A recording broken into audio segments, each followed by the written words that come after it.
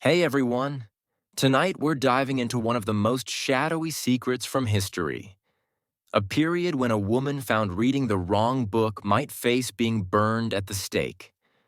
Picture this. It's 1559, in a town square in Spain, where flames devour not only wood and paper, but also ideas, aspirations, and the core of human inquiry. And here's the surprising detail that might keep you awake. The riskiest readers weren't academics or insurgents. They were everyday women who ventured to possess books, to peruse them covertly, to conceal them in spots you'd least expect. Some of those volumes are still turning up today, tucked away for more than 400 years. So, what exactly were these women absorbing that caused Europe's mightiest organization to quiver in dread? Stick around, because this revelation will upend your views on women, literature, and authority. Before we enter this restricted realm, I could use your quick assistance. If you're someone who thrives on overlooked tales and gets a thrill from enigmatic history, smash that subscribe button now. And if this evening's narrative sends shivers down your spine, and believe me, it will, give it a like. Perhaps drop a comment sharing your location and the time there. Are you tucked in bed, on a nighttime drive, or preparing a meal? I'm truly interested in the moments and places these narratives reach you. Okay, lower those lights, settle in comfortably. Grab a cup of tea or cocoa, and let's journey back to an era when possessing knowledge posed the greatest peril for a woman. To establish the setting, it's 1559, more than 460 years in the past. Back then, you'd awaken not to a buzzing alarm, but to the tolling of church bells.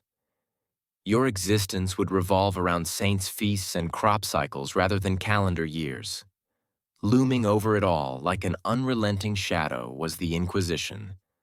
I can guess what you're considering. Another grim tale of the Inquisition. But this is where it becomes compelling, and it's a fact most history volumes overlook.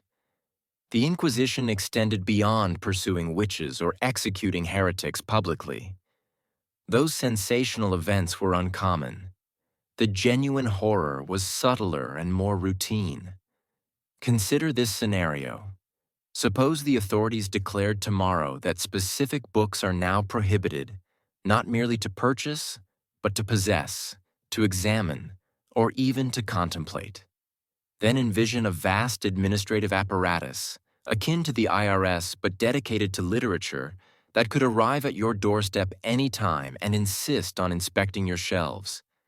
A single forbidden title could ruin your life. That's the essence of the Index Librorum Prohibitorum, the catalog of banned books. On a spring day in 1559, Pope Paul IV issued the inaugural official Roman Index. It was merely a roster, yet this compilation listed over 1,000 works that Catholics were barred from reading under threat of excommunication, which back then equated to eternal damnation. The irony?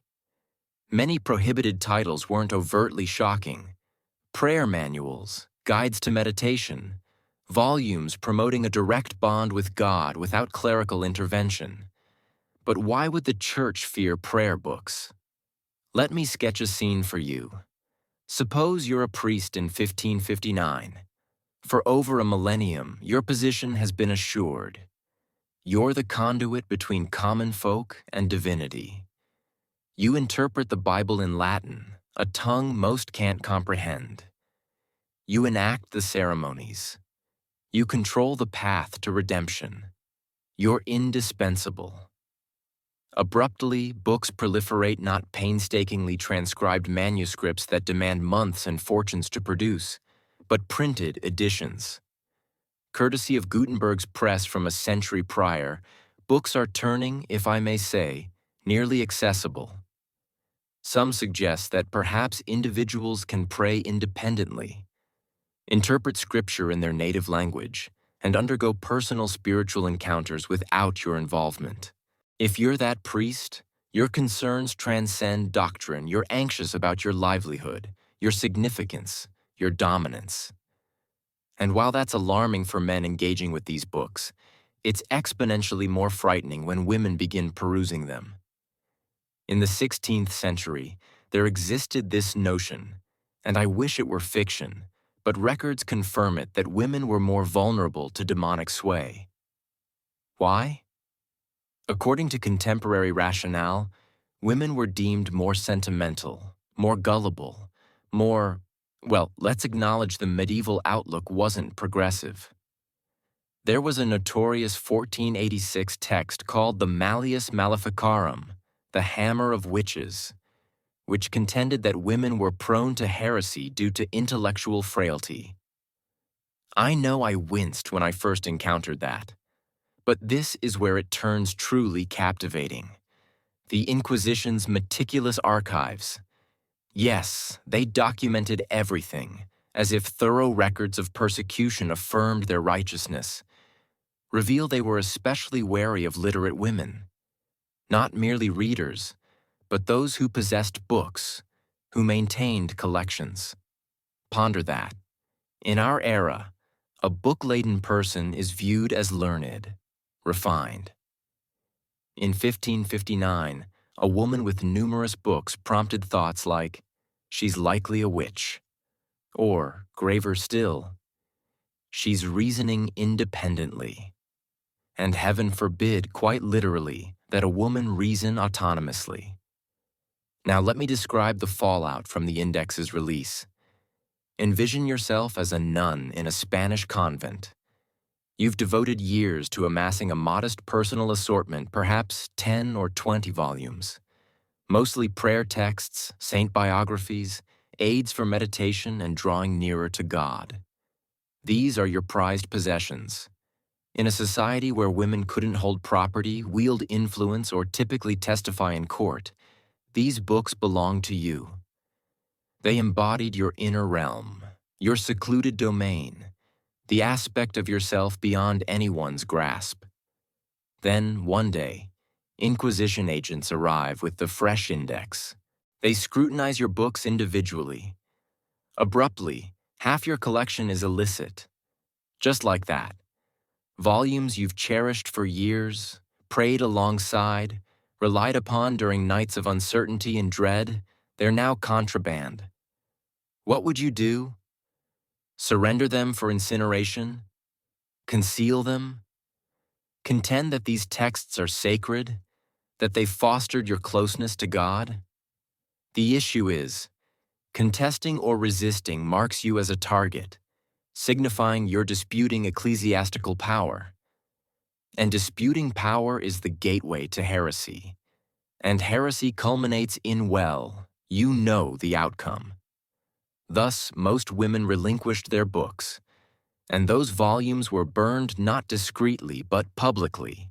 They intended for you to witness, to observe the fate of prohibited wisdom, to instill fear in you. But, and this is where our narrative truly commences, some women refused. Some gazed at those officials and resolved, absolutely not. Some concealed their books. They established clandestine libraries. They devised intricate methods for covert book sharing. They staked their lives on the written word. Why? Why hazard torment, confinement, even execution merely to retain a handful of books? I believe the explanation is simpler than it seems. These books symbolized liberty. In a society that deemed women lesser, their opinions irrelevant, their duty silence and compliance, books murmured an alternative narrative. Books declared, you possess an intellect, you can acquire knowledge, you can inquire, you can evolve, you count. And that narrative, that was perilous, that was transformative, that was worth perishing for. Let me provide some figures to make this tangible. By 1948, when the Ultimate Index edition appeared, yes, it endured nearly 400 years. It encompassed over 4,000 prohibited titles. 4,000. Contemplate the multitude of concepts, viewpoints, voices muted by that roster. And here's a lesser-known fact. The Index didn't solely prohibit heretical religious writings. It outlawed philosophical tomes, scientific volumes, novels, verse. Any work the censors deemed potentially inciting questions of authority landed on the list. Descartes was there. Galileo, Voltaire, even certain vernacular Bible editions translations ordinary folks could comprehend were forbidden. But once more, while these renowned men faced bans, women encountered a distinct censorship. Women were frequently barred from publishing initially. Thus, they appear less on the Index, not due to lack of writing, but because they had to obscure their authorship entirely. It's like being obliterated before you materialize. Now envision the terror not the theatrical fear of arrest or execution at the stake. That's frightening, certainly, but abstract. Picture the daily dread, the apprehension of a door knock, the unease whenever you spot church robes on your street, the worry about neighbors who might denounce you for possessing the wrong book, reading excessively, or posing too many queries. The Inquisition fostered what we'd term a surveillance society. They incentivized mutual informing, offered incentives, framed it as a sacred obligation to report dubious behavior. And dubious behavior could encompass nearly anything regarding women and books. Did a neighbor observe you reading in Spanish rather than Latin? Suspicious. Did someone spot a book not on the sanctioned list? Suspicious. Were you noticed debating concepts with other women? Very suspicious. The climate was one of perpetual distrust. In such a setting, possessing books particularly for a woman became a subtle act of revolt. But here's the exquisite aspect, the one that sends shivers through me whenever I reflect on it. It didn't succeed. The Inquisition, with its vast authority, its intimidation strategies, its book pyres and dungeons and spectacles of execution, it didn't succeed. Women persisted in reading. Women persisted in writing. Women persisted in learning. And crucially, women persisted in concealing books. They stashed them in walls, beneath floorboards, in casks, wells, trunks with false bottoms. They transcribed them manually and disseminated them clandestinely. They committed whole segments to memory, ensuring that even if the book itself perished, the words endured. They forged secret libraries in convents, private residences, locales the Inquisition never considered. And some of those books, those invaluable, hazardous, outlawed books, are still emerging today, concealed for 400 years, awaiting discovery and revival. That's what the Index truly engendered, not a void of books, but an immense subterranean web of prohibited wisdom, safeguarded and sustained by the very women presumed too frail, too sentimental, too susceptible to manage it. The Inquisition sought to regulate women's reading. Instead, it forged generations of women adept in secrecy and opposition, in safeguarding knowledge against insurmountable odds.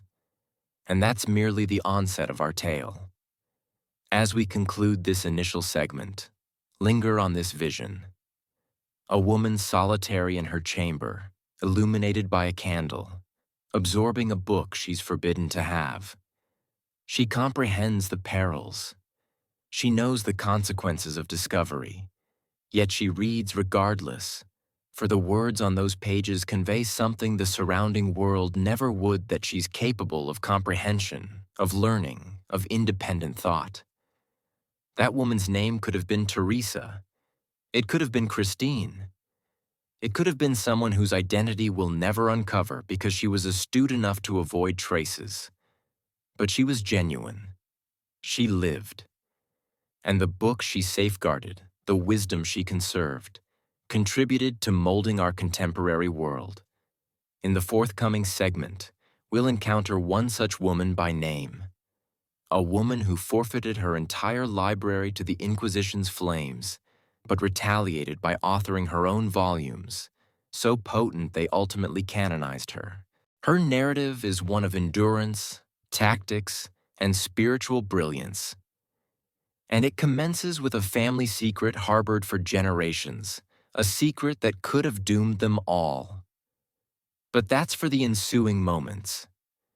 Remain tuned, for Teresa of Avila is about to enter our narrative. And believe me, you'll want to encounter her. Teresa de Cepeda Yahumara was 24 when she discovered her family harbored a deception. Not a minor falsehood, not one to spare feelings, the sort that, if exposed, could lead to everyone she cherished being burned alive. It was 1539, and Teresa had been a nun for 3 years at the Carmelite Convent of the Incarnation in Avila, Spain. One evening, she overheard a hushed exchange between two elder kin. They discussed her grandfather, her father's father, a man named Juan Sanchez de Toledo, and what Teresa learned that night would torment her lifelong. Juan Sanchez had been a converso Jew compelled to convert to Christianity. But the twist, the Spanish Inquisition doubted his conversion's authenticity. In 1485, when Teresa's father was a child, the Inquisition tried Juan for Judaizing secretly observing Jewish rites. They'd compelled him to parade through Toledo streets in a yellow San Benito, a garb of disgrace, for 7 consecutive Fridays. They'd robbed him of honor, dignity, all but his life. Then the family did what was necessary. They concealed it, relocated to Avila, acquired a knighthood, altered their tale, and prayed literally that no one would uncover it. You might ponder, why does this signify? Teresa's father was a fervent Catholic. Teresa herself was a nun, for goodness sake. What relevance did her grandfather's history bear? Utmost relevance. In 16th century Spain, Jewish ancestry, even post-conversion, even generations later, rendered you suspect. The Inquisition upheld a notion called limpieza de sangre, purity of blood. It's as unsettling as it implies. They posited that Jewish blood bore an indelible spiritual stain, unerasable even by baptism. And if you were a woman with concealed Jewish roots experiencing mystical visions and authoring theology, that was essentially a formula for an Inquisition dungeon. So, when Teresa began encountering what she termed divine meetings, visions, voices, instants of spiritual rapture so profound they'd render her insensible, she must have been terrified. Not solely of the visions, which were daunting enough, but of the repercussions if the wrong individuals learned. Because here's the crux. If you were a man with mystical visions, you might be deemed a budding saint. If a woman, you were likely demon-possessed. And if a woman with secret Jewish lineage having mystical visions, you were assuredly a heretic requiring suppression. Let me depict Teresa's existence in the 1550s. She's in her late 30s or early 40s, a nun for roughly 20 years, and she's assembled this small, cherished array of books, perhaps 15 or 20 tomes. That seems scant to us. We might have more on a bedside table. But in Teresa's era, those books signified years of economizing, exchanging, borrowing. Books were costly, truly costly. A solitary volume might equal a month's earnings. Teresa's assortment featured prayer books, meditation guides, compositions by esteemed spiritual authors. There was a volume titled The Third Spiritual Alphabet by Francisco de Osuna that transformed her. It instructed a form of mental prayer that bypassed rote recitations, merely opening one's heart to God. She adored that book, perusing it so frequently the pages disintegrated. Then, in 1559, all altered. Pope Paul IV issued the Index, and nearly instantaneously, half of Teresa's library became unlawful. Envision this instant. You're Teresa, seated in your cell, and yes, nuns inhabited individual cells, cramped spaces scarcely larger than closets. You're gazing at your books, your treasures, the ones that bolstered you through years of uncertainty, ailment, and spiritual strife. And you know tomorrow Inquisition officials will inspect the convent. They'll examine every nun's cell, cross-checking each book against the index. Forbidden finds mean perilous inquiries. What do you do? Here's Teresa's choice. She surrendered them, nearly all. Her cherished spiritual texts, those teaching prayer, meditation, finding God in stillness, she relinquished them for burning, and they were incinerated publicly in the town square. Volumes that took months to transcribe or fortunes to acquire reduced to cinders. Teresa later wrote of this, her words conveying anguish. She likened it to forfeiting companions, witnessing loved ones executed without intervention. But here's where Teresa exemplifies true valor. She didn't merely accept it. She didn't abandon learning, growth, her spiritual pursuit. Instead, she executed something ingenious. She commenced authoring her own books. Contemplate the boldness. The Inquisition just torched half your library for being overly spiritual, mystical, hazardous. And your retort is to compose even more mystical, radical, perilous works texts, detailing your visions intimately, instructing others in direct divine encounters sans priests or official sanction. That's either brilliance or lunacy. For Teresa, likely both. But Teresa was astute, tactical. She grasped the framework she navigated and how to manipulate it. First, she wrote under obedience. Her confessor, the priest hearing her confessions, commanded her to document her spiritual encounters. This was vital. If authoring stemmed from male ecclesiastical directive, she evaded accusations of presumption. She wasn't posing as educator or theologian. She was merely an obedient nun complying with orders. Clever, isn't it?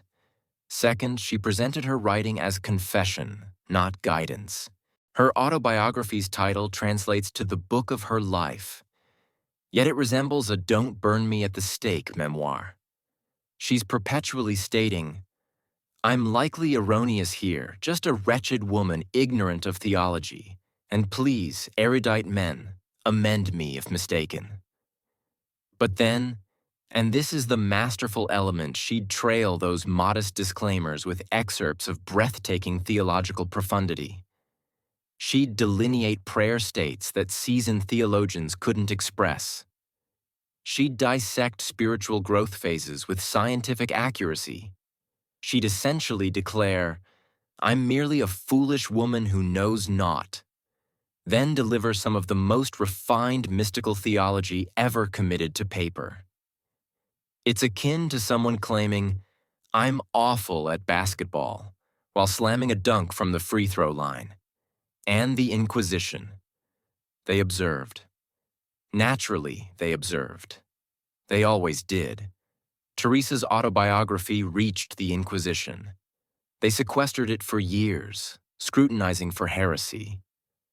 At one juncture, they compelled her to elaborate, adding vision details, aiming to discern if her experiences were divine, delusional, or demonic. Imagine authoring more on your most private spiritual encounters because the Inquisition mandated it. It's like elucidating dreams to a hostile panel seeking conviction grounds. But here's what Teresa grasped that many didn't. The Inquisition was bureaucratic, sluggish, cautious. If you adhered to rules superficially, displayed due humility, secured influential backers, you could sometimes endure. And Teresa had backers. She befriended Francisco de Borja, Jesuit order head and eventual saint. She corresponded with John of the Cross, another mystic who empathized. She nurtured ties with nobles, bishops, figures vouching for her orthodoxy when the Inquisition probed. She constructed a network, a safeguard, a lattice of alliances that shielded her sufficiently to persist in writing, teaching, disseminating her radical prayer and spirituality notions. Now, here's a lesser-known fact about Teresa's books. They became forbidden themselves. Despite authoring under obedience, framing as humble confessions, they were too potent, too popular, too threatening. Posthumously, several works appeared on local indexes. People read her books and gained ideas. Women particularly read and pondered. If she can undergo mystical experiences, perhaps I can. If she can author theology, perhaps I can. And that's precisely what authorities dreaded. But by then, it was too late. Teresa's books proliferated, copied, translated, circulated covertly. You can't retract that. You can't reseal the genie. Teresa lost her library to censorship flames, so she forged a new one in her own script, with her insights, her spiritual life vision. And that library couldn't be torched because it resided in the hearts and minds of all who absorbed her words. Let me share one more detail about Teresa, as it's what humanizes her across 5 centuries. She was humorous, genuinely witty. Her letters brim with jests, sarcasm, playful banter. There's a famous quote attributed to her. Though scholars debate its authenticity where, while traveling to establish a convent, her cart overturned into a river. She gazed skyward and said, "If this is how you treat your friends, Lord, no wonder you have so few." That's the essence that outlasted the Inquisition, not merely bravery or faith, but humor. The capacity to confront a system meant to crush you and discover something amusing. Because laughter is resistance. When you can jest amid fear, find joy amid persecution, you've claimed something oppressors can't seize. Teresa of Avila passed on October 4, 1582, aged 67. She'd established 17 convents. She'd authored multiple volumes now deemed Christian mysticism classics. She'd endured decades of Inquisition suspicion, probes, and harassment. And in 1970, she became the first woman declared a doctor of the Church. The Catholic Church's admission that she was a brilliant theologian and they should have heeded her sooner. Better late than never, perhaps. But for our narrative, here's what counts. Teresa demonstrated you could lose your library, yet retain your knowledge. She showed you could operate within an oppressive structure and subvert it. She proved a woman could author theology, teach prayer, wield authority in a world denying her those capacities. And she achieved it while monitored, suspected, and investigated by one of history's most potent censorship tools. If that's not courage, what is? As we conclude this segment on Teresa, reflect on what it signifies to forfeit something cherished and craft something even more valuable instead. Because that's Teresa's feat. The books lost in 1559 were treasures, indeed, but those she authored afterward transformed the world. Sometimes our profoundest losses ignite our greatest creations. Now, Teresa wasn't solitary in forging secret libraries, writing in codes, preserving prohibited wisdom. Across Europe, in convents and monasteries, women assembled collections that weren't meant to exist. They duplicated manuscripts by candlelight. They exchanged books via clandestine networks. They established what we'd term a medieval dark web, a concealed mechanism for disseminating information authorities sought to suppress. And some convent libraries were enormous hundreds, even thousands of volumes safeguarded by women grasping a core truth. Knowledge is power, and power merits battle. So let's venture inside those convent barriers. Let's examine what books were stashed in concealed chambers, behind false walls, smuggled into monasteries under night's cover. Let's meet the women who constructed libraries enduring centuries, awaiting revelation of their secrets. Because the saga of women and forbidden books is merely unfolding. Picture a chamber that officially doesn't exist. It's 1470, somewhere in southern Germany, in a convent named St. Katharina in Nuremberg. Behind a false wall, in what seems a storage area, there's a space roughly walk-in closet-sized. And within, stacked floor to ceiling, are books hundreds, perhaps 1,000. Books in Latin, in German, volumes meant for destruction decades prior. Books that, if uncovered, would lead to every woman's arrest in this convent. And here's what will astonish you. This wasn't rare. This occurred throughout Europe. Welcome to the clandestine realm of convent libraries, the underground conduit of medieval wisdom. I know what you're pondering. Convents, really? Aren't those serene locales where women pray daily, transcribe psalters, and brew jam? How did they evolve into custodians of forbidden wisdom? Let me recount a tale historians didn't fully assemble until the 21st century. For ages, academics presumed medieval nuns were marginally literate at best, able to recite basic Latin prayers without grasping them. They weren't intellectuals or scholars. They were simply there, praying, being pious. Finis. Except that narrative is utterly, profoundly, spectacularly erroneous. In 2017, Johns Hopkins University obtained something extraordinary: the Women of the Book collection. It's the largest assemblage of rare books, manuscripts, and documents on early modern women ever compiled in one spot, 400 items from 1450 to 1800. About 1/3 don't exist elsewhere in North America. Another quarter survive in mere handfuls globally. Some are singular, the sole extant copy. And whence most of these books? Originally convents, women's monasteries, female religious houses' sites presumed intellectual voids, yet actually safeguarding the very wisdom the external world aimed to obliterate. How did we overlook this so long? Let me return to the 15th century, to a juncture historians dub the Observant Reform movement. Around 1400, across Europe, monasteries and convents were perceived as lax, complacent. Vows of poverty were ignored amid private rooms with personal kitchens. Constant prayer vows devolved into part-time duties.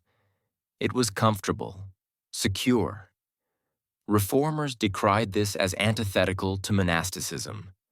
Thus, they initiated the observance actually adhering to professed rules. And here's where it ties to our tale. Reformers entering women's convents brought books, abundant books. They held that genuine spiritual life required educated nuns. They needed to comprehend saints' lives, church fathers' writings, devotional works, mystical texts, not merely read, but grasp, contemplate, discuss. This was radical, affirming women's minds mattered, that women could handle intricate theological concepts, that education wasn't male-exclusive. And the nuns embraced it. There's a German scholar, Werner Williams Krapp, who examined Reformed convents in the 15th and 16th centuries. He termed it a literary explosion, a phrase that still evokes chills. In Reformed convents, book production surged dramatically. Not sporadic editions libraries expanded at paces unmatched until 19th century public systems. At St. Katharina in Nuremberg, the library swelled to over 600 German volumes alone, excluding Latin. In the Middle Ages, this was the largest German manuscript collection anywhere, not at a university or cathedral, but a women's convent. And roughly half were hand-copied by the nuns page by page, word by word. Why?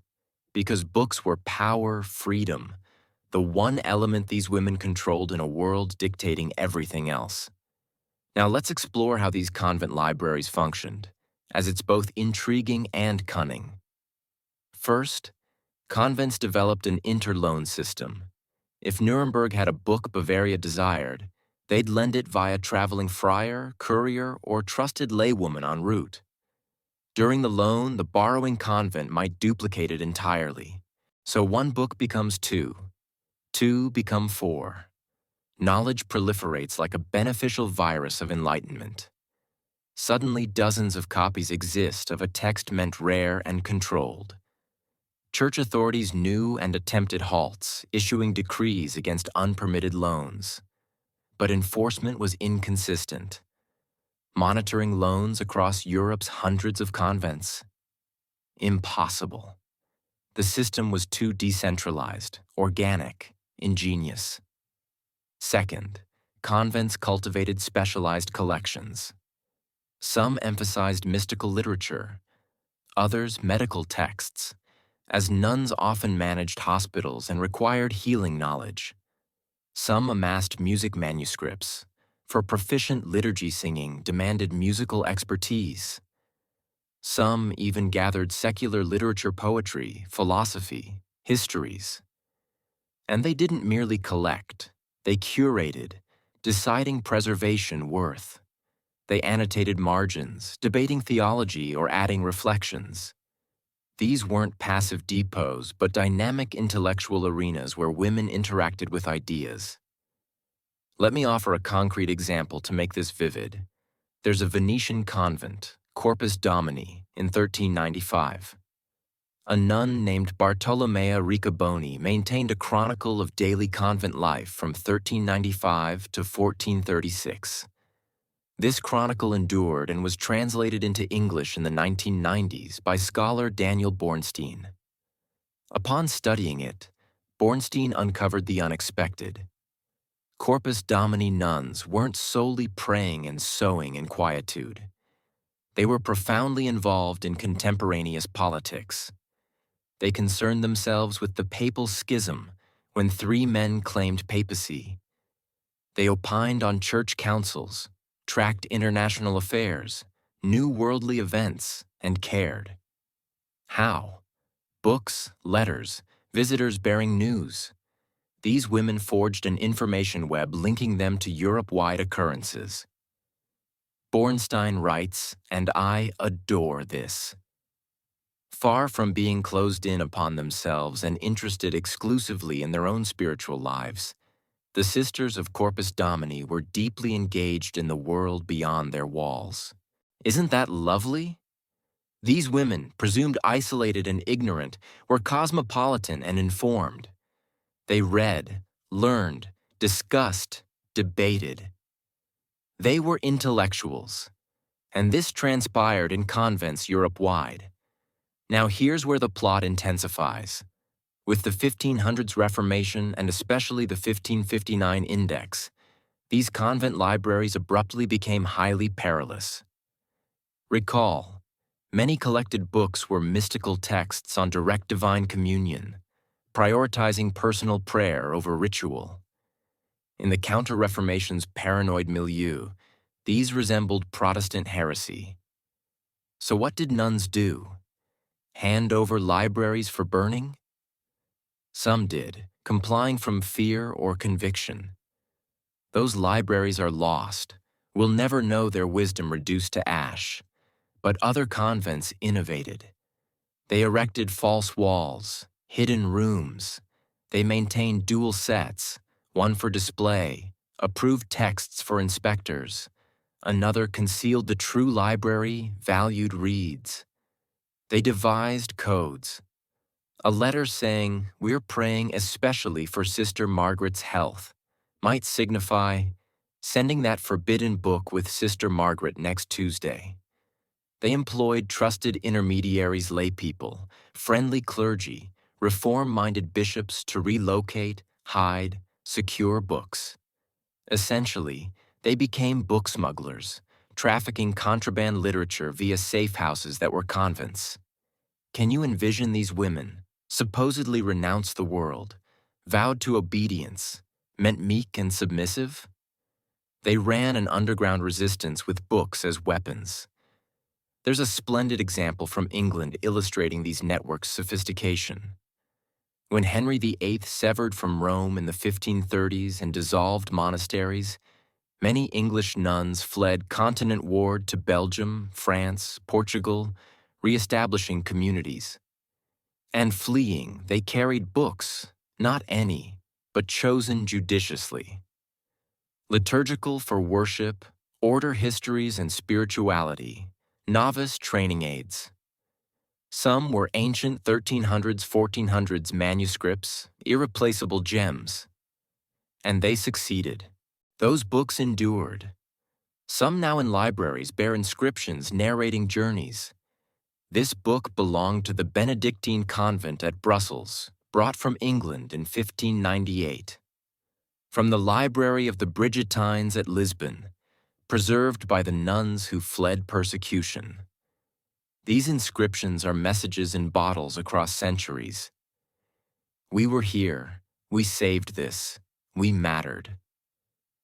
Now, I want to pause and consider what these libraries signified personally, intimately to their builders. Because it's easy to view this distantly and think, nice historical notewomen had books in convents. Cool. But contemplate what books represented to these women. In the 1500s, women's options were limited. Marriage meant legal ownership by husband. He could beat you, seize property, dictate your life. Or nunhood, forgoing marriage, children, cultural womanly purpose. But in exchange, rare, precious autonomy. In convents, you could own property, decide, have careers as teacher, hospital administrator, librarian, scholar. You could forge female friendships unmediated by men. And foremost, an intellectual life. These convent books weren't mere objects. They unlocked alternate existence. Proof you could think, learn, transcend societal expectations. Hope in paper and ink. When the Inquisition hunted forbidden books, threatening that away, is it surprising these women resisted? Hiding in walls, smuggling between cities, risking punishment to keep libraries intact? They weren't saving books alone. They saved themselves, identities, possibilities. Here's what haunts me. We'll never know how many convent libraries were destroyed, how many books burned, confiscated, or lost when convents closed. Scholars estimate only 10% of medieval manuscripts survive. 10% meaning 90% of Middle Ages writings vanished. And women's convent books were particularly vulnerable. When Henry VIII dissolved England's monasteries, women's houses were targeted first smaller, less politically potent, easier to quash. Their books confiscated, auctioned, shredded for scrap, kindling. An intellectual holocaust, a genocide of ideas. But here's the miracle. Some survived against odds, through wars, persecution, neglect. Some convent libraries persisted, still teaching, showing women's capabilities, proving official history erred. As we exit these hidden library chambers, these secret knowledge sanctuaries, contemplate the courage to build, maintain, fight for them. These weren't famed women mostly, not queens, saints, vision-bearing mystics. They were ordinary nuns. Sister Margareta, copying manuscripts 40 years. Sister Anna, smuggling between cities. Sister Katharina, erecting a false wall for dangerous volumes. Their names mostly lost, but legacy endures.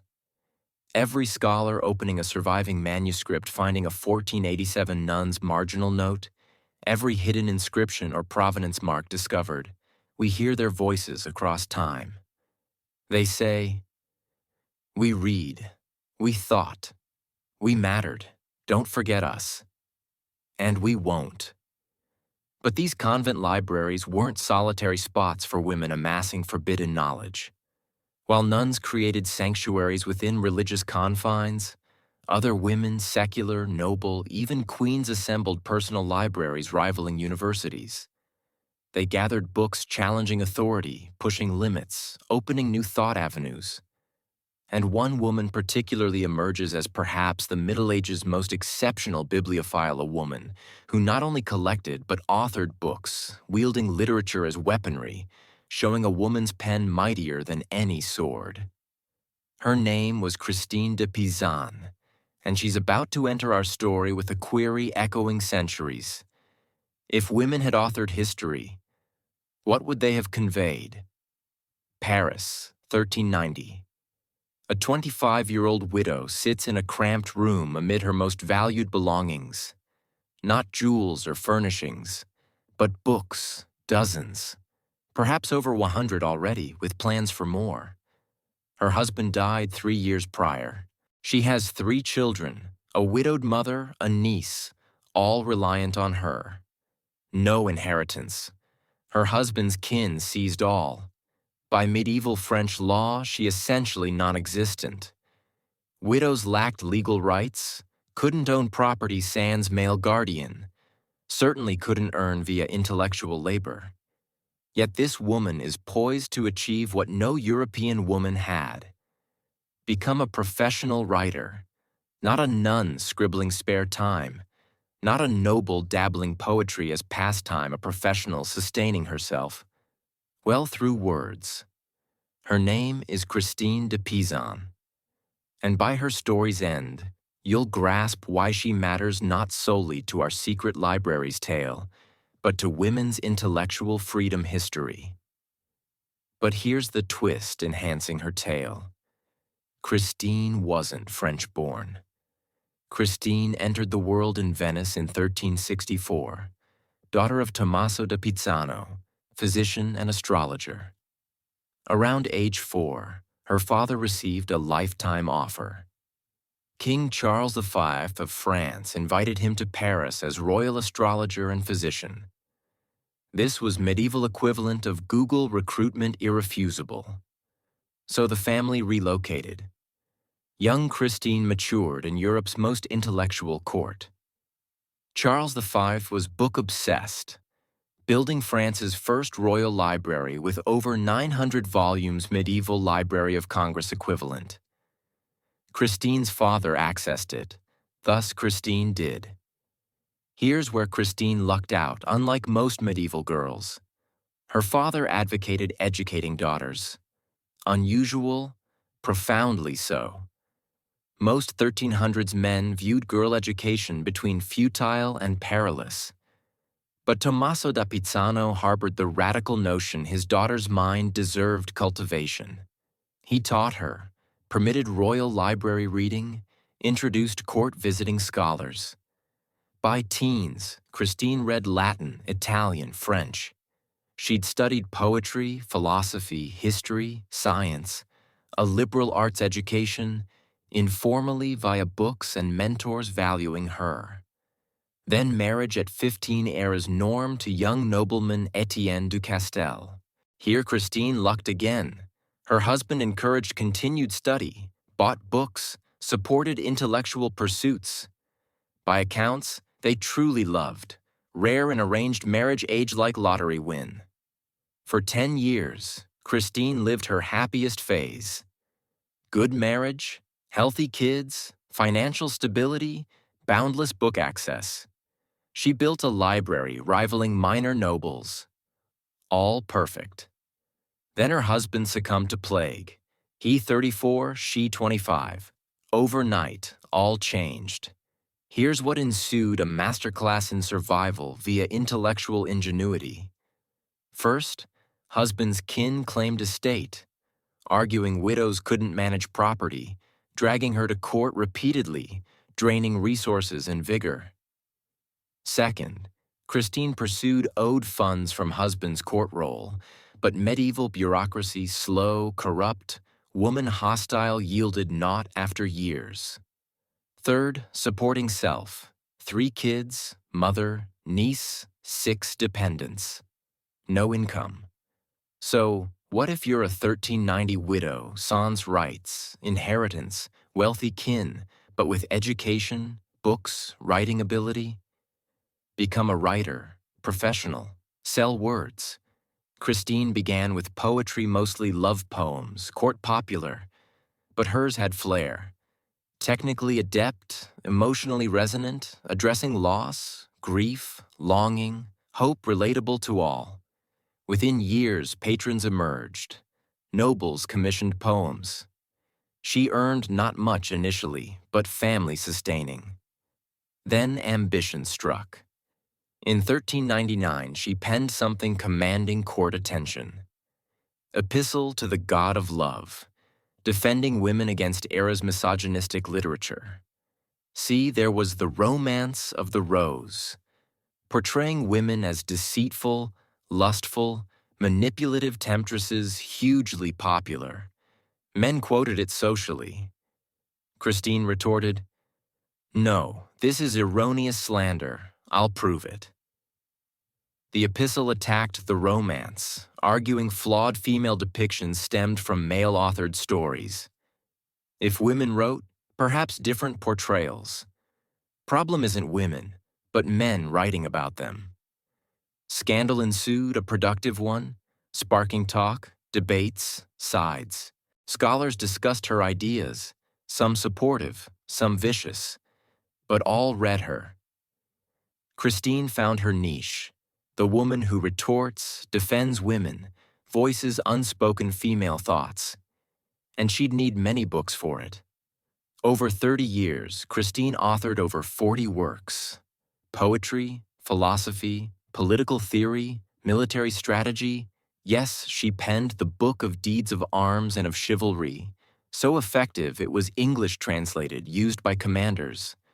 Biographies, allegories, royal letters, education treatises.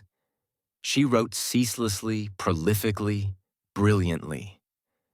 To do so, she required sources quoting ancient philosophers, church fathers, classical poets, historical chronicles, proving she wasn't merely opinionated but researched scholar. So Christine built a library, a serious research one.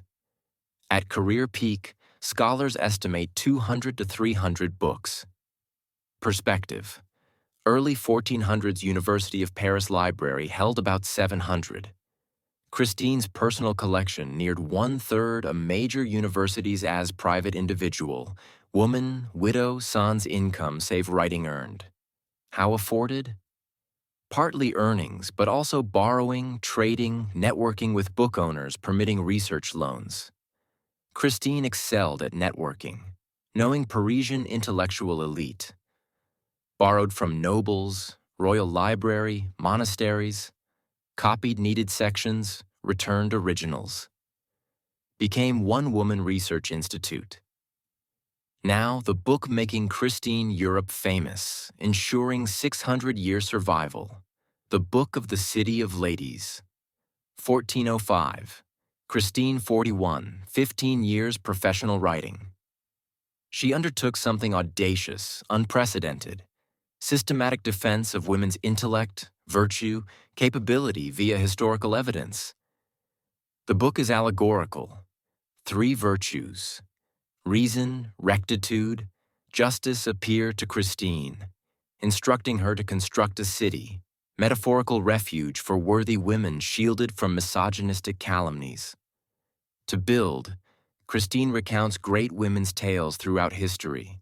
Page after page, chapter after chapter, she lists brilliant, brave, creative, powerful women, wisely ruling queens, discovering scholars, beauty-creating artists, defending warriors.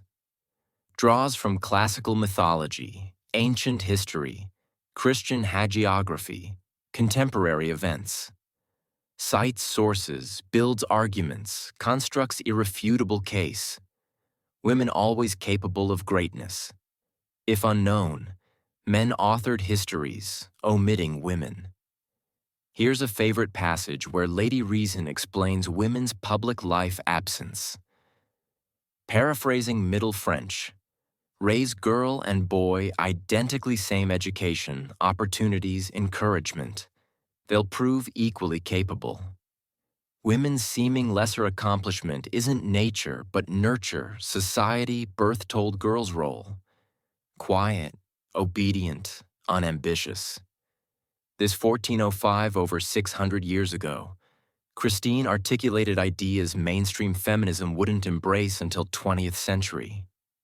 Mind-blowing. But understand, Christine wrote using her library. No inventions, researched. Poured through classical authors like Petrarch, medieval chronicles, saints' lives, Roman Greek histories.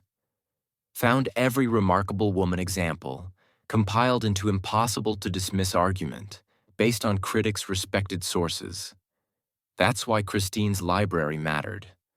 Sans those books, knowledge access, she couldn't argue.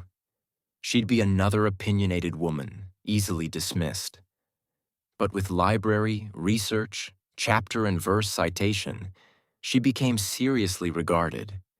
Used books as weapons, shields, proof of speaking right. It worked. The Book of the City of Ladies was a bestseller or pre-printing equivalent. Hand-copied, distributed Europe-wide, multilingual translated.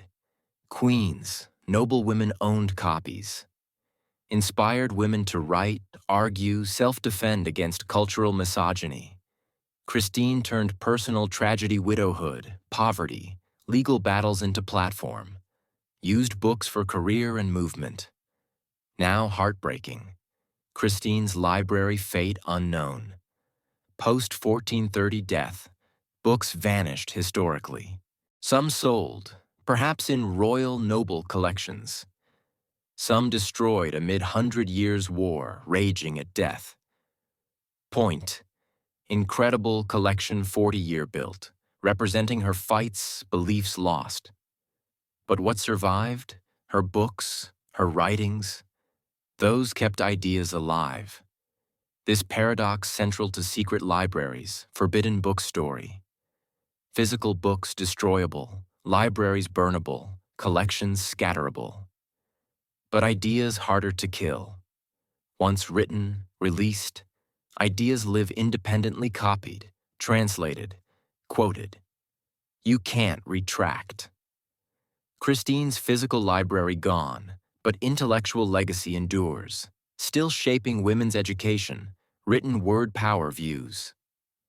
Let me share personally. First reading the Book of the City of Ladies in college, I wondered how I'd never heard of her. Through education years, literature, history classes, none mentioned 1405 Feminist Manifesto via meticulous research. Then realized, that's Christine's point. Women erased from history not for absence or unimportance, but male historians deemed stories unworthy. Christine knew, fought erasure, wrote much insistently, ensured work widely distributed, copied, preserved. Fought women's voices unforgettable.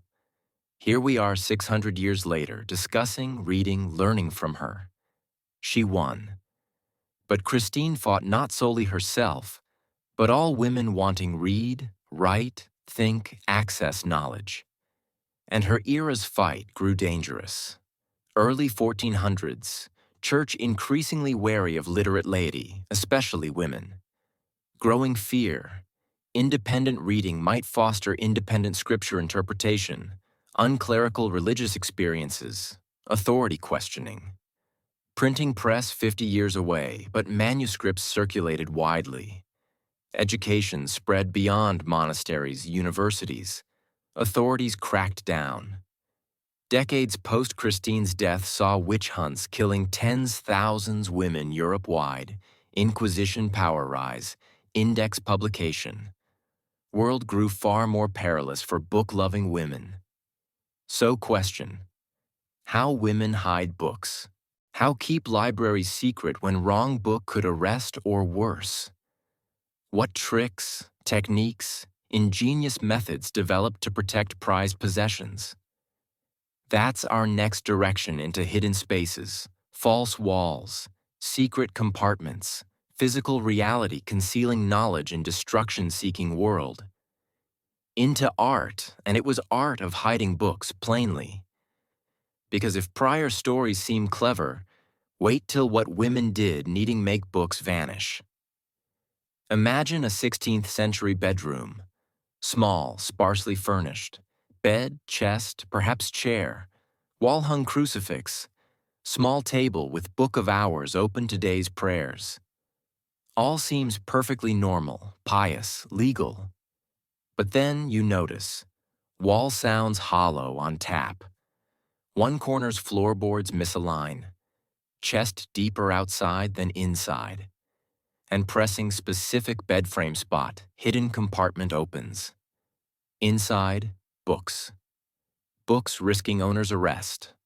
Books officially forbidden. Books meant burned years ago. Welcome to Resistance's secret architecture. Welcome to Hidden Books world. Before delving in genius concealment ways, understand. This exceeded mere hiding. It created parallel world knowledge surviving. Required planning, creativity, courage, cunning rivaling modern spies. These women weren't readers alone. Smugglers, architects, cryptographers, resistance fighters. And methods developed, some still discovered today, revealing 400-year secrets. Start with simplest trick. False book spines. Genius, right? Worked thus. Take forbidden book, say mystical text on index. Carefully remove original spine cover. Create new making it innocent. Perhaps worn prayer book cover, housekeeping treatise, or favorite cookbook. Imagine Inquisition inspectors scanning shelf. Sees complete guide to preparing fish for Lent. Boring, approved, moves on. Unaware inside binding is Marguerite Perret's The Mirror of Simple Souls. Mystical text staking author in 1310 banned centuries. You might think, wouldn't they open check? Yes, sometimes. Why clever disguises sophisticated? Keep innocent book's first page's title. Perhaps fish cooking intro bind forbidden text behind. Quick flip shows expected. Actual read several pages reveals contraband. Like spy novels hiding documents plainly but real, happening bedrooms, libraries, convents Europe-wide. But false covers mere start. Let's discuss miniature books, truly fascinating. 15th to 16th centuries saw tiny book boom. Really tiny palm fitting, some needing magnifier. Smallest surviving thumbnail-sized. Why tiny? Officially portability pocket-fitting Book of Hours for anywhere prayer. Practical, right? But also easily hidden. Tuck-in dress hem, hollowed bread loaf, kitchen bean pot if searched. Swallow if desperate hope none did. Another advantage. Less material. Hand copying forbidden text. Tiny meant less parchment, paper, ink, time. Produce more copies faster, distribute widely, hide easily. Some scholars think 16th century miniature boom not fashion, convenience, but censorship response. As Inquisition cracked down, books shrank surviving. Poetic. Suppression attempts made knowledge smaller, portable like catching smoke with hands. Now hidden compartments where women showed ingenuity. Medieval, Renaissance furniture heavier, solid, often custom crafted. With money connections, request craftsmen build secret compartment. Chests popular. Outside certain volumes, say 2 feet, inside only 2.5 feet deep. Extra 6 inches, false bottom back, double wall space for slim volumes. Bed's even better. Bed frame big, bulky nun moves, inspects closely. Hollow bedposts slide rolled manuscripts. Headboard compartments. False bed base bottom stores flat books. Brilliant. Who searches woman's bed thoroughly? Especially male officials scandalous. So bed's safest hiding spots. Women knew, used. Documented 1560s Spain case.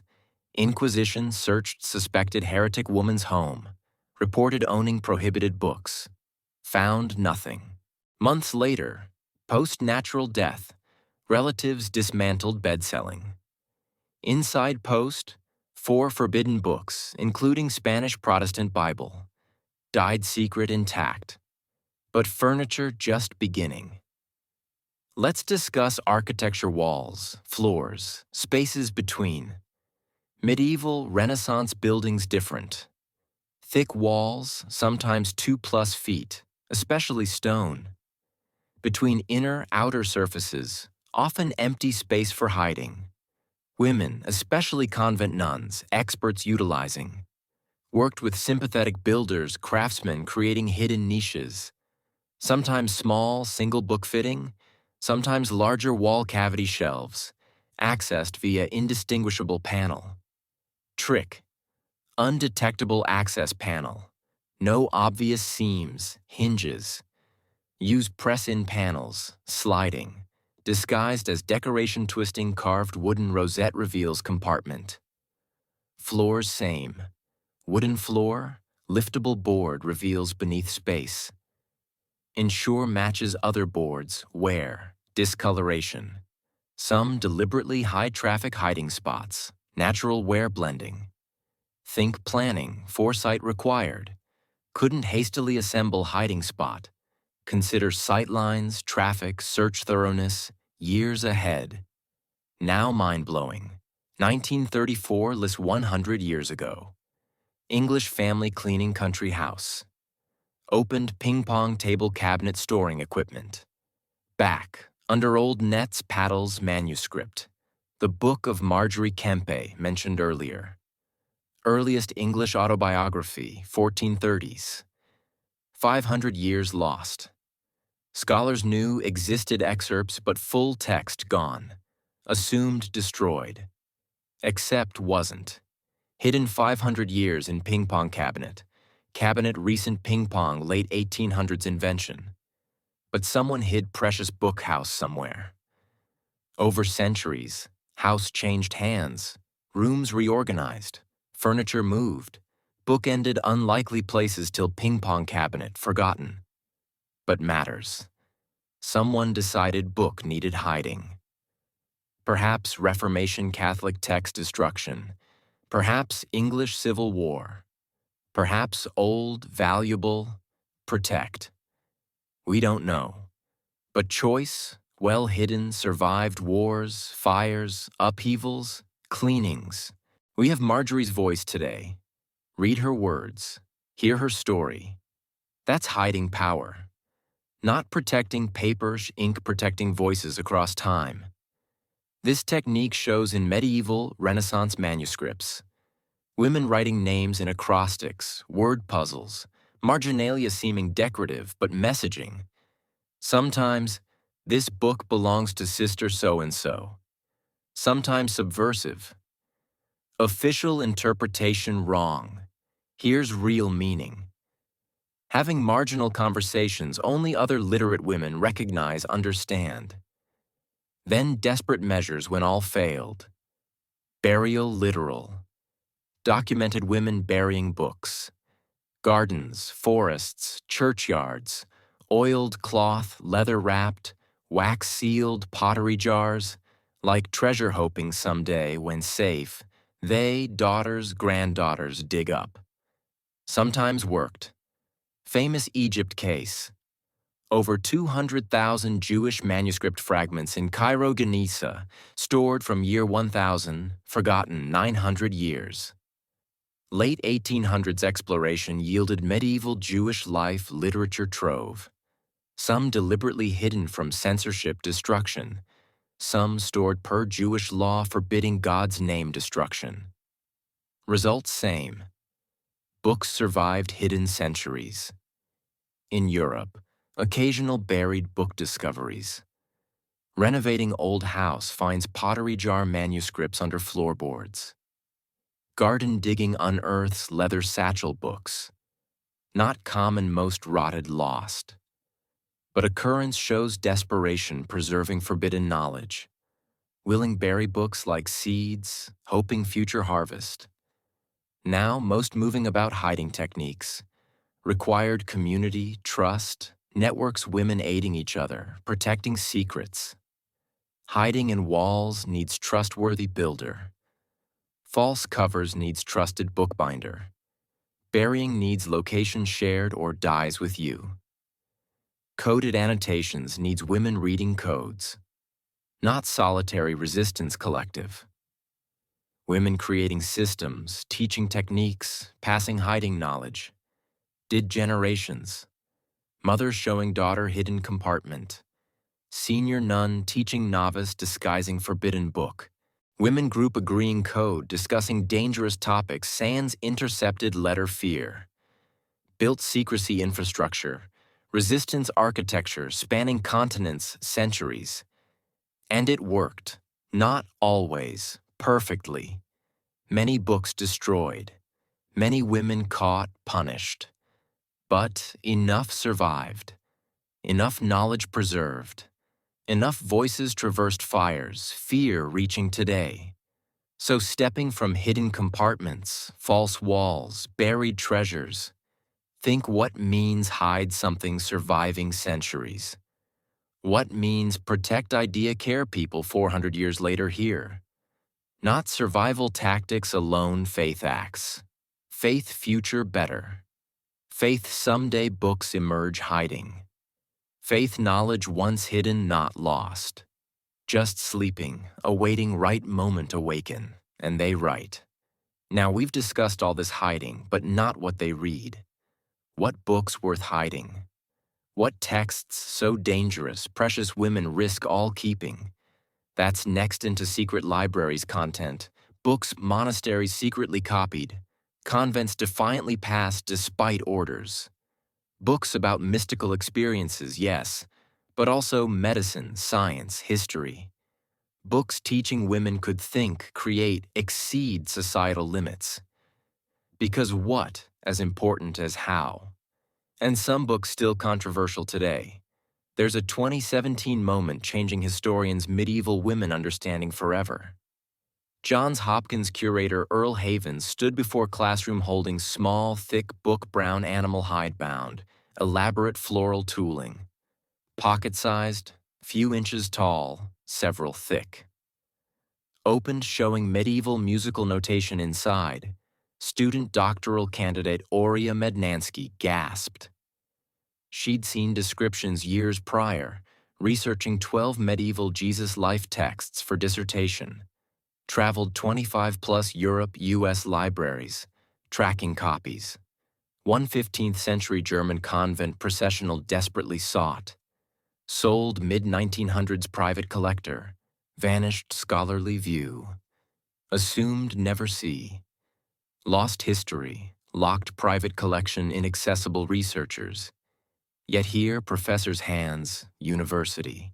Because Johns Hopkins acquired something rewriting women, books, religious life Middle Ages knowledge. Women book collection. And pocket-sized processional 1-400 items blowing doors. Medieval female intellectualism understanding. Let me tell found. Women book collection specifically. Catholic religious women nuns primarily. But mystics, miracle workers, lay religious order female members, living working institutional church roughly 1450, 1800. Might wonder, didn't discuss convent libraries already? Yes, but this different not libraries themselves, explosion writing, copying, publishing, intellectual activity, female monasteries, Renaissance, early modern, about women not reading books, creating many fundamentally shaped Europe literary religious culture. Stunning. 1/3 items non-existent elsewhere. North American libraries. 1/4 survive handful copies worldwide. 20% unique sole surviving copy world. Think means, sans collection, lost, destroyed, no record women wrote, thought, experienced, believed. Voices silenced. But not. Here. Stories tell make reconsider everything thought knew women dark ages. Start numbers seeming impossible. Late Middle Ages, 1400s, 1500s, female monastic communities joining reform movements boom. Touched earlier. Reformed convents, serious education, literacy, book creation. Scholars discovered, though only 10% convents joined reforms, those 10% produced 90% period manuscripts. Read again. 10% convents, 90% manuscripts. Not copying centers alone, intellectual powerhouses. Places women writing original works, translating Latin vernacular, composing poetry, chronicling community histories, creating devotional literature, preserving forbidden knowledge. Werner Williams Krapp, German scholar studying phenomenon, called literary explosion. Exactly. Explosion female creativity, intellectual activity, quietly convent walls. Male establishment mostly inattentive until suddenly, because some women famous. Really famous. Let me introduce someone making Teresa Avila seem almost conventional. Name Maria Maddalena de Pazzi, lived 1566, 1607 Florence, Italy. Carmelite nun, like Teresa. But while Teresa wrote visions herself, Maria Maddalena different.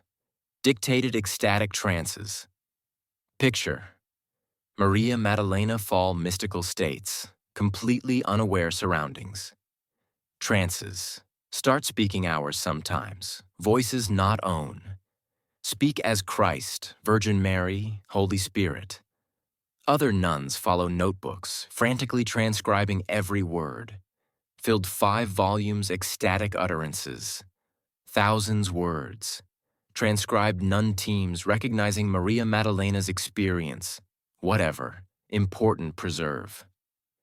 These books published, printed, Europe distributed. Maria Maddalena became era's famous mystics. Transcribed works read kings, queens, popes, ordinary believers seeking enlightenment. Church eventually sainted her.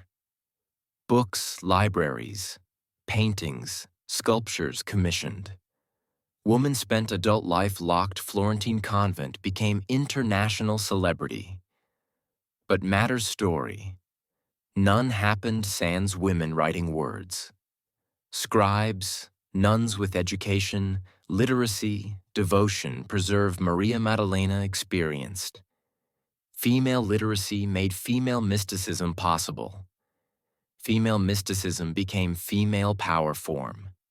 Now let's discuss what nuns actually reading, writing far diverse might think. Yes, devotional works, prayer books, psalters, saints' lives. Expect, right? Holy women reading holy books, sense. But also reading, copying medical texts. Many convents ran hospitals, infirmaries. Can't heal sans knowledge. So nuns collected medical manuscripts, herb properties, books, surgery, anatomy texts. Some nuns became renowned physicians, treating sisters, surrounding communities.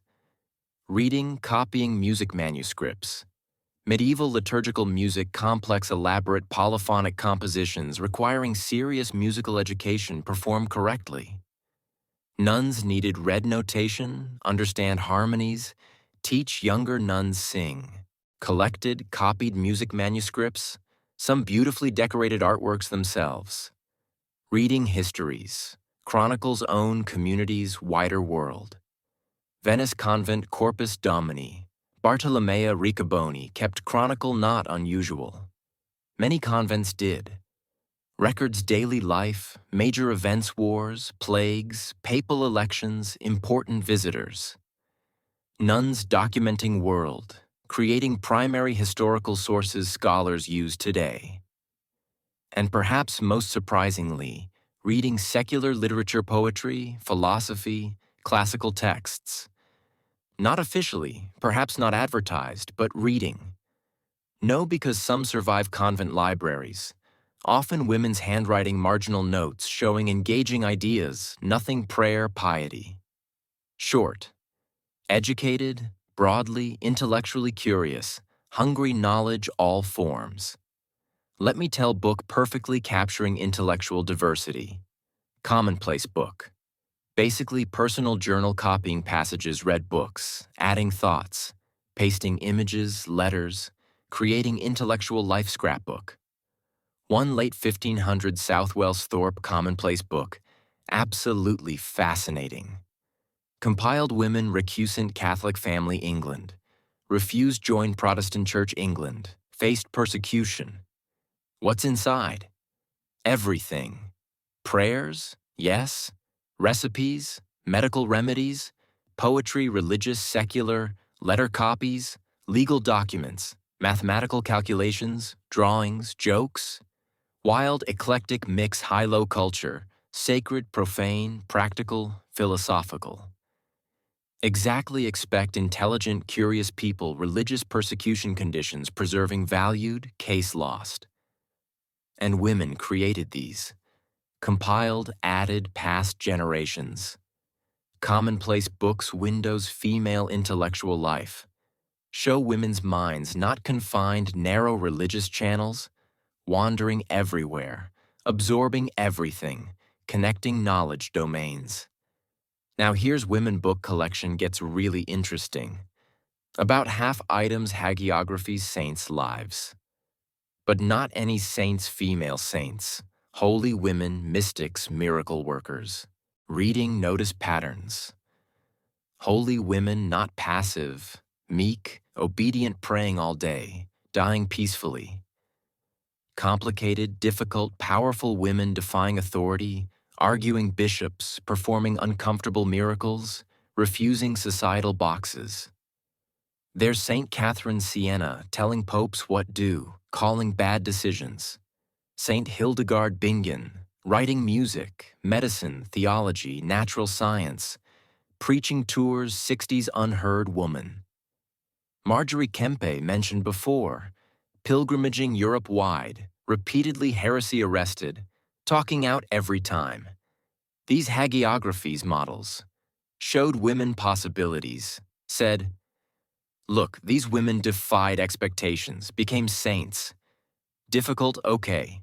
Challenged authority, God their side. You can too. Reading powerful women created more powerful women. Simple. Nuns new collected, copied, distributed hagiographies, read aloud meals, building tradition, female strength lineage stretching centuries. But here's dangerous part and always dangerous part, isn't? Some holy women's writings theologically adventurous, pushed boundaries, said things making church authorities nervous. Take Marguerite Porete, mentioned briefly. Wrote Mirror Simple Souls late 1200s. Beautiful, complex, mystical text, soul-God relationship. Argued once soul-certain God union level. No longer needed church sacraments, priests, mediation. Relate God directly. Imagine church reception. Declared heretical. Demanded recant. Refused. 1310 burned stake Paris in Book 2. Except didn't really burn, book copies survived, circulated. Twist, later copies sans name. People assumed male theologian authored. Anonymous form, widely read, admired, even recommended spiritual directors' female pupils. So Marguerite Porete's ideas got her killed spread anyway. Spread under radar. Hidden plain sight, none realized written woman executed heresy. Nuns read book centuries, learning, inspired, never knowing author burned writing it. Shows female monasticism preserved dangerous knowledge. Sometimes nuns didn't know how dangerous. Let me share fascinates about women book collection. Among 400 items, dozens prayer books, unique musical notations. Not any unique compositions non-existent elsewhere. Means nuns composing original music. Creating new prayer melodies, psalm harmonies, liturgical text musical interpretations. Writing compositions, preserving, teaching younger nuns. But don't know who composed most music. Manuscripts sans composer names, anonymous. Why? Partly humility virtue, signing work prideful. But partly honest, woman claiming original creation might trouble. Safer anonymous. Safer circulate sans name. So gorgeous medieval music preserved convent libraries, definitely women composed, but never know which. Names lost, music survives. Every time performs Peace Today, early music ensemble discovers anonymous composition brings life nameless nuns speak centuries. Hearing voices, even sans names. Beautiful heartbreaking? Now, something seeming contradiction. Convents producing incredible intellectual work writing, copying, creating, preserving. Becoming female learning, creativity centers. And exact time. Church authorities increasingly nervous educated women, especially reading mystical texts, claiming direct God experiences. So happened? How convents keep operating, creating, building libraries. Inquisition hunting women wrong books? Answer: protected. Convents officially sanctioned institutions approval local bishops. Long followed rules publicly. Degree legal protection individual women lacked. Like law against free speech, university campuses exempt. Universities debate controversial ideas within boundaries. Kind convents, protected spaces, hostile environment. But protection always fragile, dependent right bishop, connections, political support, withdrawable any time. Nuns walked delicate line. Intellectuals, presented humble, obedient. Creating knowledge, framed God service. Sometimes subversive, subtle. Playing system undermines system did centuries. Here's something bringing tears every think. Johns Hopkins collection first cataloged. Researchers found inscriptions many books. Personal notes, ownership marks, messages none to another. Things like, this book given Sister Maria by Sister Anna Feast St. Catherine 1542 token sisterhood Christ. Or I, Sister Elizabeth, copied text Nuremberg Library our community use. May bring wisdom all read. Or simply, remember me prayers. Inscriptions show books, not objects. Women gifts, love acts, connections, sisters, communities, time. None giving another book, giving knowledge, power, freedom. Saying trust this, believe capable understanding, value mind. Those messages, written 500-year-old book margins, still speak. Still saying, we hear, learned, taught, loved, mattered. Don't forget us. Because books survived. Women fought preserve. Even authorities said women shouldn't read, write, think. Women kept reading, writing, thinking. Built intellectual communities sustaining persecution, censorship, erasure.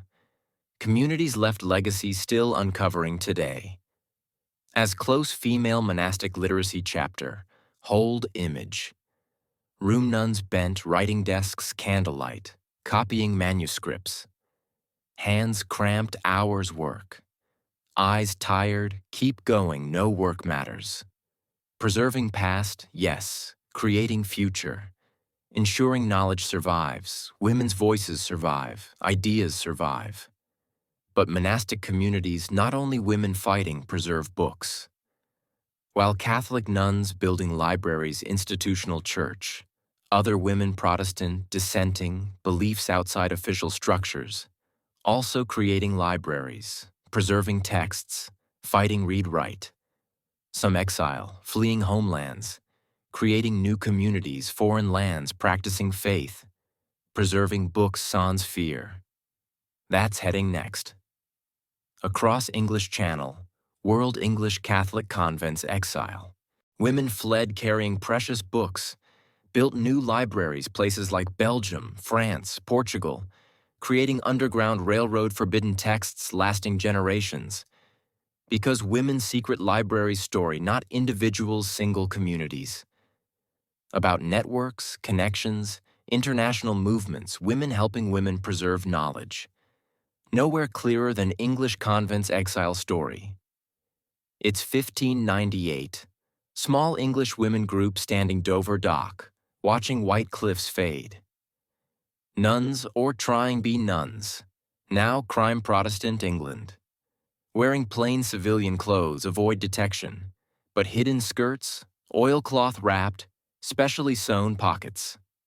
Books. Dozens. Some printed, some manuscript, some old pages brittle, brown. Books survived Henry VIII's monastery dissolution 60 years earlier. Books hid in attics, buried gardens, secretly passed hand-hand decades. These women refugees, fleeing religious persecution, bringing library. Over next 100 years, thousands English Catholic women same journey. Crossed Channel Belgium, France, Portugal. Anywhere re-establish communities, practice faith openly. Almost all brought books, because rebuild convent scratch-find building, recruit members, establish routine. But rebuild library generations, better carry precious volumes, even risking customs, traveling heavy suspicious cargo arrest. These women understood fundamental. Convent sans books not really convent, just building women praying. Books make community learning, growth, intellectual, spiritual depth. Smuggled libraries international borders. Doing so created one remarkable book preservation network's European history. Let me set stage, if unfamiliar English Reformation history seems wild. 1534, King Henry VIII broke Catholic Church Pope wouldn't grant annulment. No part. Divorce Catherine Aragon. Mary Anne Boleyn. Pope no. Henry. Fine start own church. Did. Church England himself head. But Henry didn't stop. 1536–1541. Systematically dissolved every monastery convent England. All. Over 800 religious houses, approximately 10,000 monks, nuns gone, closed, crowns seized, libraries destroyed, scattered, scrap sold, toilet paper used. Not joking documented monastery manuscripts outhouse material. Dissolution monasteries among many things greatest biblioclasm book destruction Western history. But authorities didn't count nuns, just accept, move on. Resisted. Primary way, saving books. Dissolution officers closing convents' inventory value. Gold, silver, land, buildings, books. At least valuable looking like gold leaf illuminated manuscripts. Seized, sold. But other books, simpler prayer books, breviaries, hours books, psalters, didn't look valuable bureaucrats basically inventorying forced sale. Nuns often kept slipped family sympathetic locals, anyone hide till danger passed. Heartbreaking inventory 1538 small convent Wilton Abbey. Dissolution officer writes, nuns taken books, hidden, cannot find all. Claim none, no lying. Of course lying, wouldn't you? So next 60 years, Edward VI, Mary IV, Elizabeth IV, reigns England pinballed Protestant Catholic Protestant. Books stayed hidden, waiting, hoping safe emerge. Time never came. Early 1600s, clear England remained Protestant. Catholic religious life illegal, stay illegal. None, leave country. So left, took books. Imagine one woman. Name Anne, Mary, Elizabeth, good English Catholic names. Grew hearing stories old days, pre-Reformation England convents, monasteries. Perhaps grandmother nun pre-dissolution. Perhaps book belonged her prayer book name written front, hidden family attic 60 years. Feel called religious life. Want none, but no England convents. Go abroad. Leave family, friends, country, probably forever. Never see England again. Die foreign land, buried strangers. Take grandmother's prayer book, only English Catholic history piece left. Last thread connecting severed religious tradition. Multiply story thousands women. Start understand English exile convents. Living museums, English Catholic culture repositories, books, identity preserved Belgium, France, Portugal, couldn't survive England. First English exile convent, Brussels, 1598. Those women leaving Dover. Benedictines re-establishing 60-year destroyed community. First things post-building financial stability. Start library. Wrote England's sympathetic Catholic families' donations. Old books, pre-Reformation prayer books, breviaries, anything. Rebuild lost. People sent. Old, hidden, dangerous books gathering attic dust decades. Waiting purpose. Suddenly purpose again. Go Brussels. English convent, Cambrai, France. Lisbon. Dozen English convents founded Catholic Europe. By 1700, about 22 English exile convents. Total population perhaps 500 nuns.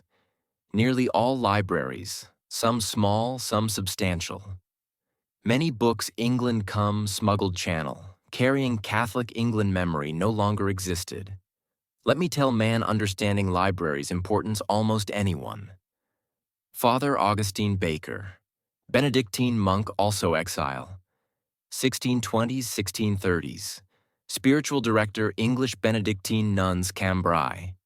First realized, women need books, prayer, mysticism, deep interior spiritual life development. But books hard find. Many English, probably pre-Reformation, published, now scarce. Existing, many index, officially forbidden. So Baker became book smuggler. Wonderful letter wrote struggling find appropriate nun books. Paraphrasing 17th century English. Used all contacts, Catholic, Protestant, hunt mystical texts. Found private collections. Old monastery libraries somehow still existed. Protestant bookshop sellers unaware had. Then get Cambrai smuggling international borders past customs looking exactly contraband. Books mental prayer, mystical experience, direct God communion, dangerous even Catholic countries seeming bypass clerical authority. But Baker persisted. Years built impressive spiritual book collection. Cambrai nuns, medieval English mystics like Walter Hilton, Richard Rolle. Contemplative prayer books teaching women direct personal God relationships sans priest mediation. Inquisition eventually suspicious Baker's teachings. Fled Cambrai. But books stayed.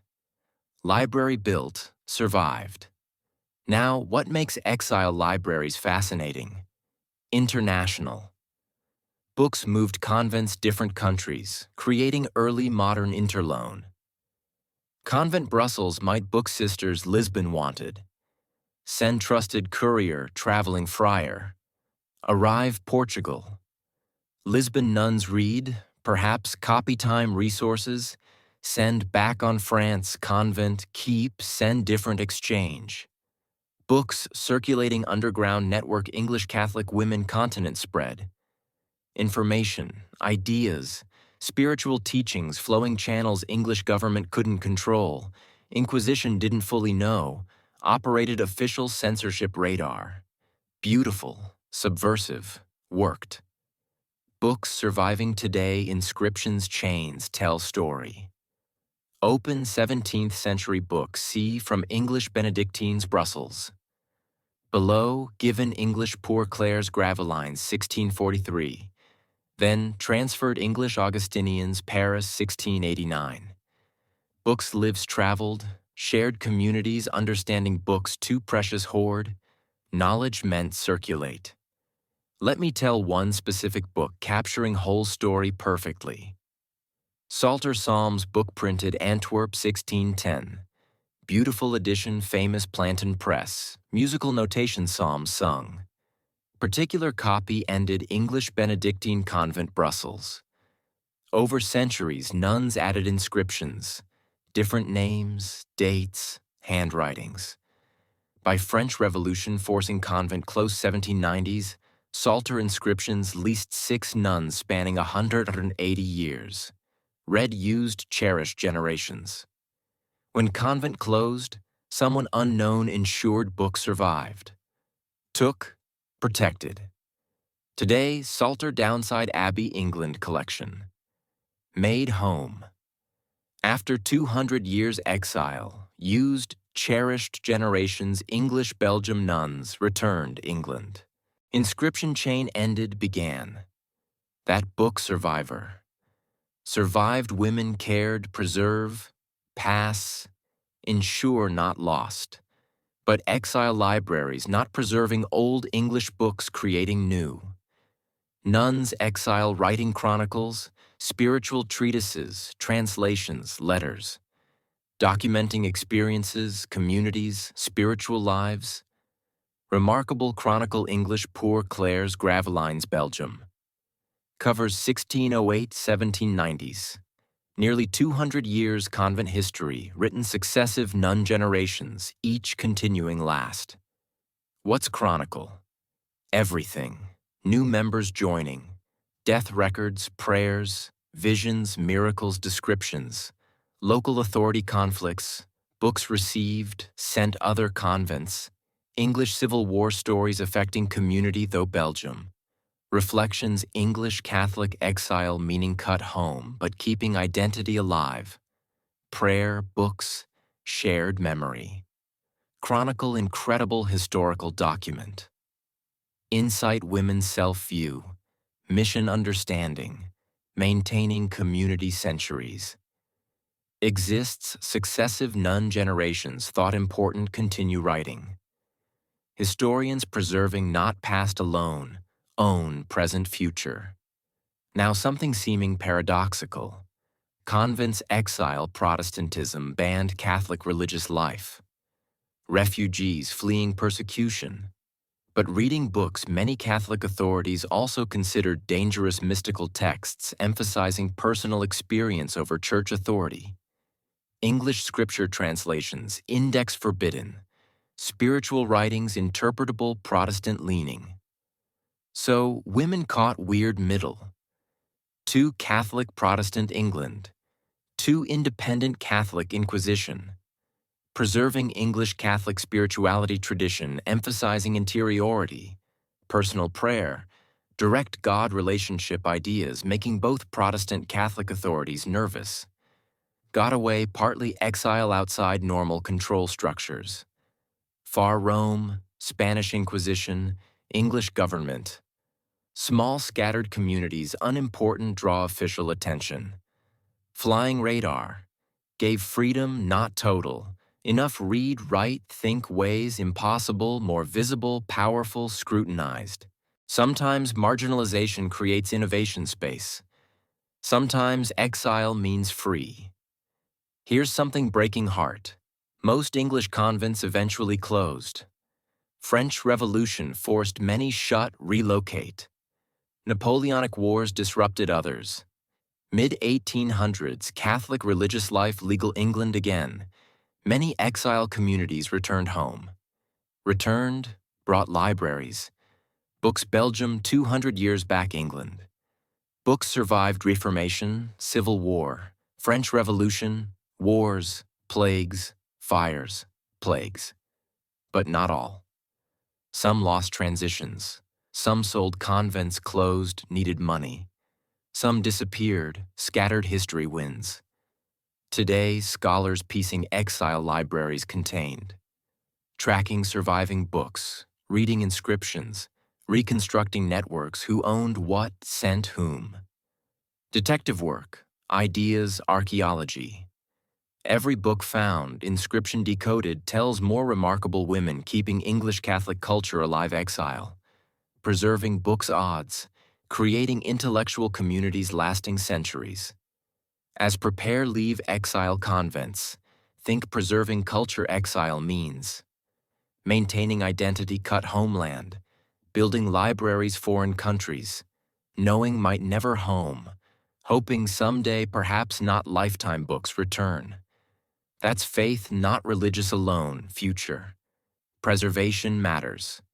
Books carry essential, worth saving even high cost. And right.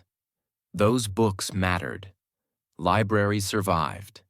Today read words English Catholic women wrote Exile. Trace book networks. See kept tradition alive seemed might die. But not only women writing books challenging authority, pushing boundaries, making powerful nervous.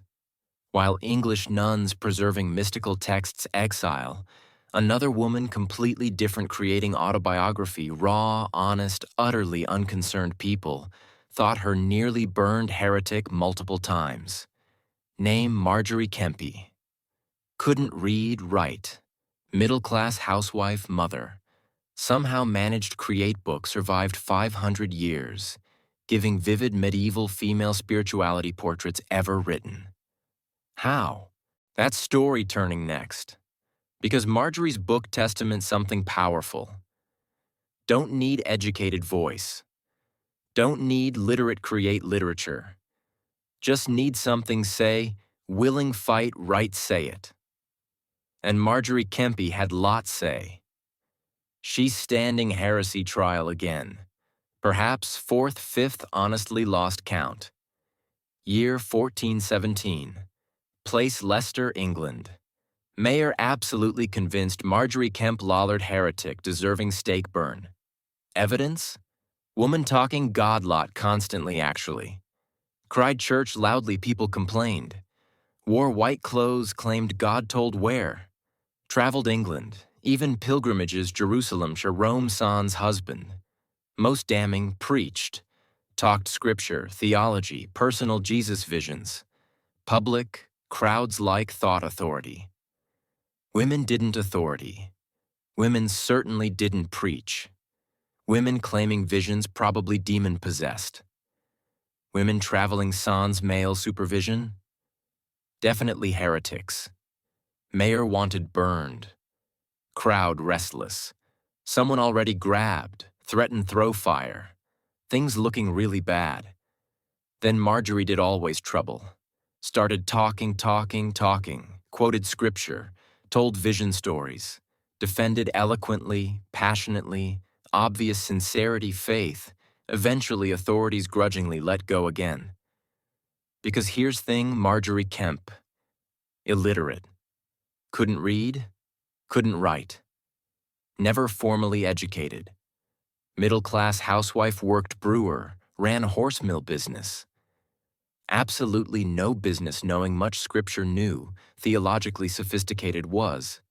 Surviving many heresy trials survived. Yet did all. Then somehow managed create book-first English autobiography surviving 500 years, telling more medieval female spirituality almost any source. How? How illiterate woman create book? That's question about answer. Trust, answer, surprise. Let's start beginning. Margery Kempe, born around 1373. King's Lynn, prosperous Norfolk, England market town. Father prominent businessman, money, status. So Margery grew comfortably, if not wealthy.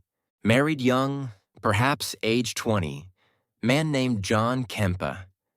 Then did women time expected. Started children lot. 14 exactly. 14 pregnancies, births, time childbirth leading women death cause.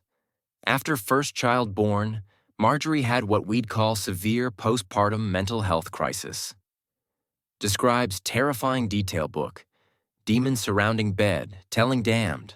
Tried hurt self, couldn't sleep, eat, function. 8 months, own words, out mind.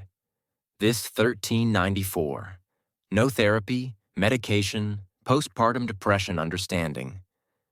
Went mad, people assumed demon-possessed, God punished. Margery's family tried everything. Brought priests pray, restrained hurt self. Nothing worked. Then, according Margery, Jesus appeared. Sat bed, looked love, compassion, said, "Daughter, why forsaken me? I never forsook you." Just like, well again, instantly. Demons vanished, mind cleared, back. Interpret story want. Perhaps genuine mystical experience. Perhaps brain chemistry normalized, interpreted religious framework understood. Doesn't matter purposes. Matters, moment on. Margery believed special God relationship. Believed God spoke directly. Believed duty share God told. Over next years, Margery tried normal life. More children, ran businesses, first brewery, horse mill. Both failed spectacularly. Later interpreted God telling focus spiritual matters money. But kept religious experiences, visions, overwhelming emotion moments, weep uncontrollably hours sometimes. Voices heard Christ speaking, instructions, telling beloved. Believed emotional responses, spiritual matters. Prayer form, participating Christ's suffering, deep God love sign. Modern scholars' theories happening. Perhaps neurological condition. Perhaps medieval mysticism, common religious ecstasy form. Perhaps performance demonstrate holiness. Whatever, made memorable. Nobody met Margery Kempe forgot. Memorability probably helped book survive, people remembered story, told others, kept memory alive, death. So, how illiterate weeping middle-class housewife end book? Here's happened. Around 1432-1433, Margery, about 60, found priest willing write story. Actually, two priests. First started writing, died finished. Second picked first left. Margery dictated. Told whole life story, madness post-childbirth, visions, pilgrimages, Jerusalem, Rome, Santiago, Compostela, multiple heresy arrests, arguments bishops, mayors, fellow Christians thought crazy, demon-possessed, annoying.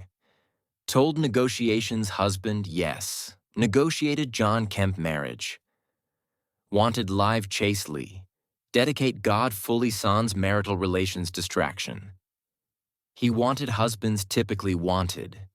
Made deal. Agree chastity, she'd pay debts. Agreed. Shook public witnesses. Imagine medieval woman negotiating marriage terms husband, writing official? Unheard. Told spiritual experiences, vivid sensory detail. Conversations, Christ calling daughter, promising saved. Biblical event visions felt actually participating. Mystical God marriages. Revelations heaven hell who.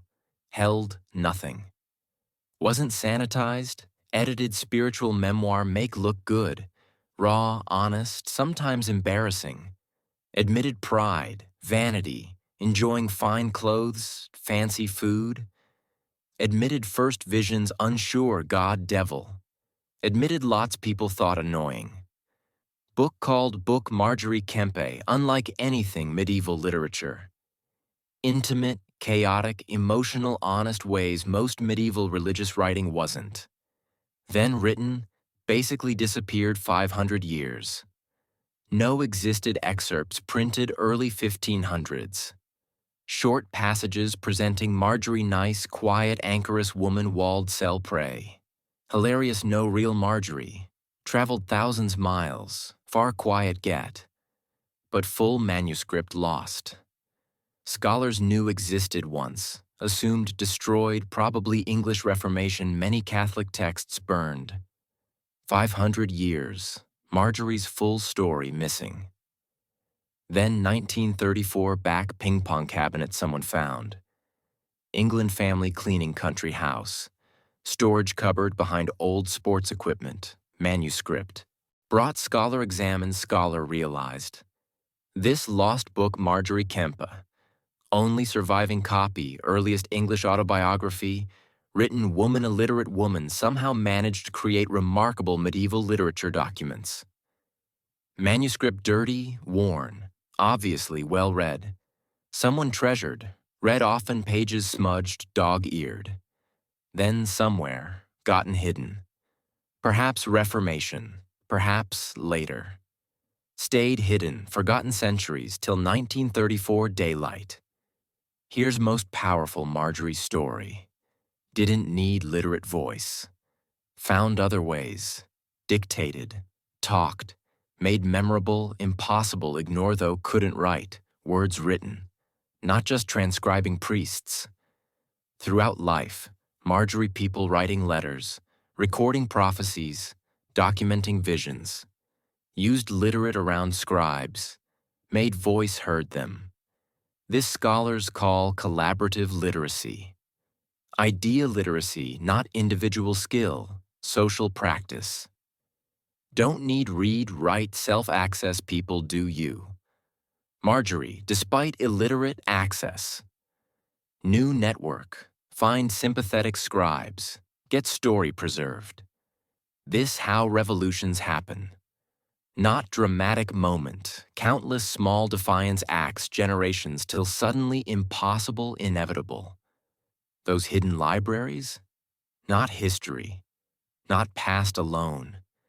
About every person told can't learn, read, think selves. About underestimated, censored, silenced. About knowledge power, impossibility locking away forever. About us believing ideas, books, intellectual freedom matter. So here's women hid books. Here's readers, writers, secret librarians.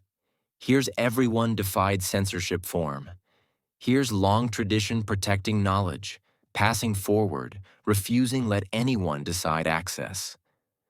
Their libraries hidden, legacy open. Every library, bookshelf, free mind question, wonder, learn. And legacy hours carry forward. Thank taking time journey. Thank listening courage, defiance, written word power stories. Hope made think. Hope made feel. Hope inspired. Resonated, made see history differently. Inspired, leave comment. Tell. Book changed life? Book think everyone read? Book you'd hide, wall future generations find? Read every comment, genuinely curious. Stories matter too. Haven't already? Subscribe channel, so many untold stories. So many history voices deserve heard. Next time, diving another mystery textbooks forgot mention. Trust, won't want miss. Till then, keep reading, questioning, learning, protecting intellectual freedom forms.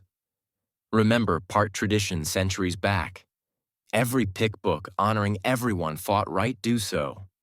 Those women hidden libraries, they'd proud you. Take care yourselves, take care each other.